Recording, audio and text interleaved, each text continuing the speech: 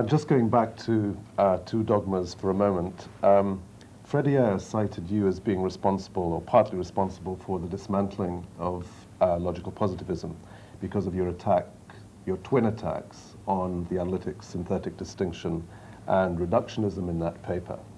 And we've spoken privately a bit about Freire and his position at that time when you met him, and subsequently as you observed his philosophical connection to logical positivism and how it differed from your own.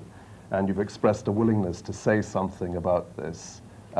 So would you tell us about that? Well, it seemed to me in his influential first book, Language, Truth, and Logic, he came out interestingly in between the two phases of Carnap that it seemed to me so abruptly different. The Carnap of the Logischer Aufbau, where he was very much the phenomenalist, and the later Carnap, which was where he's a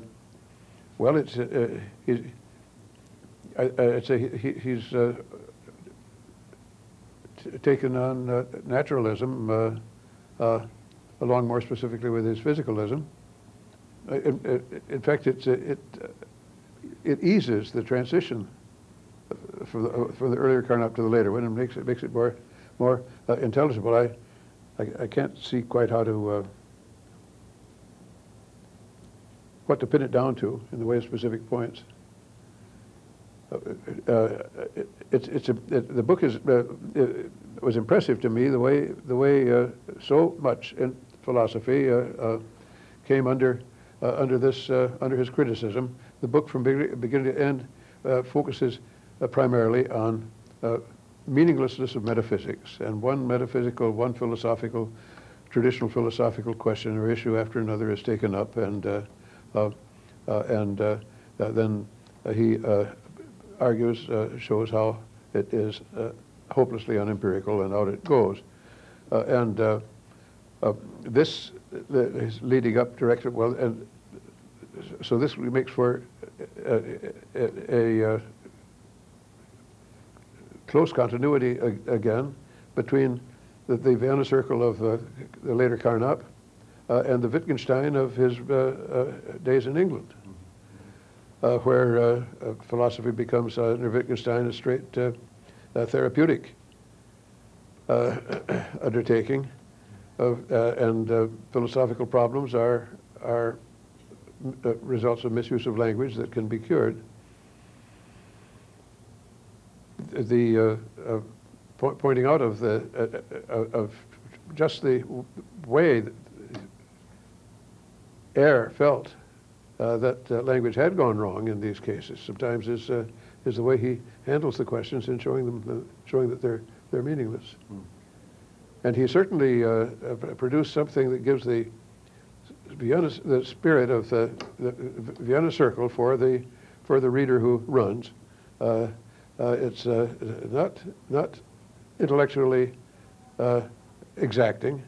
It can be read and appreciated by wide circle, and was a very important book. Point of view of the history and geography of philosophy. You've said that naturalism is one of the main components of your philosophy. That's the view, roughly speaking, that science is the only road to genuine knowledge. I'd like to ask you about this.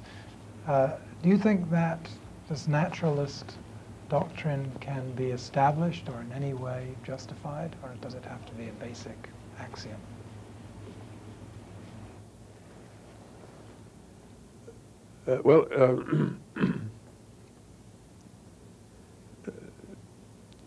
No. I think perhaps the avenue has to be something like this: that you're engaged in science and have recognized, implicitly or explicitly, that the checkpoints of science, insofar as they exist, are checkpoints in observation.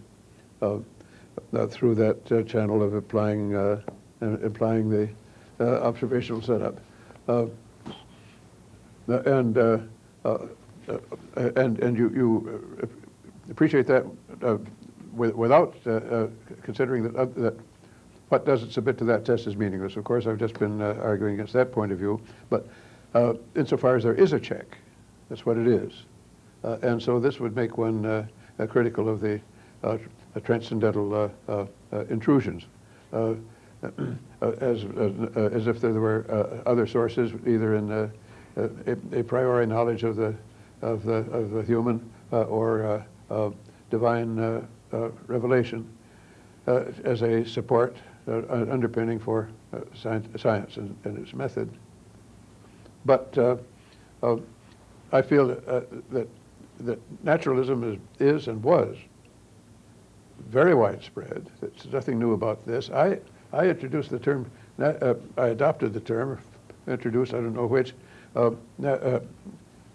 naturalistic epistemology, or epistemology naturalized, for a specific application, namely getting away from that notion of a phenomenalistic reduction of all of scientific concepts in order to endow them with meaning, in favor of going at those questions from within science itself.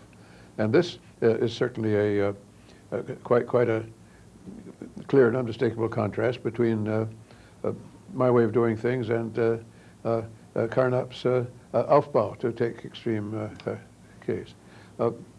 But on the other hand, as for naturalistic philosophy generally, it seems to me Hume was completely a naturalist. It's just that Hume didn't carry out reductions. And if he did carry them out, well,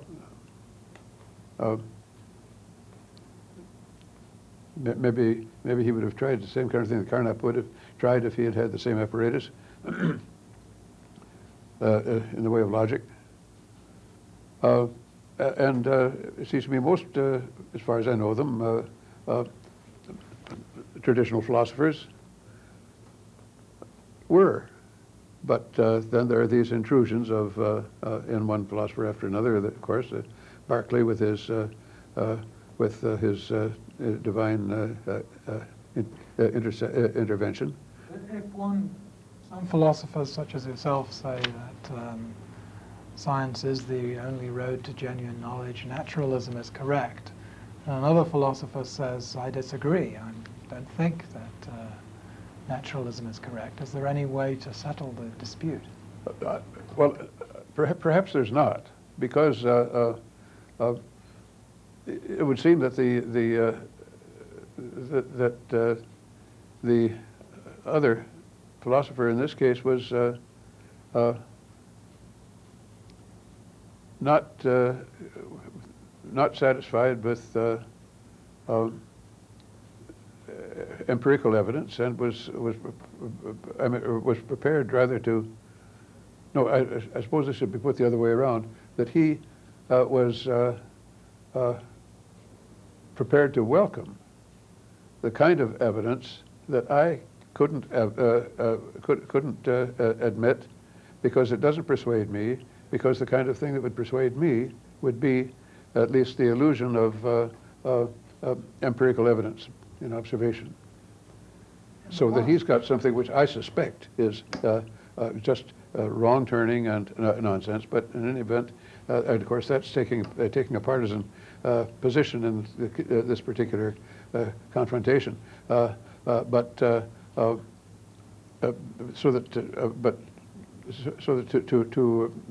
take a symmetrical approach here, it would just be that inability on my part to appreciate his what he's counting as evidence, in the his past, ground.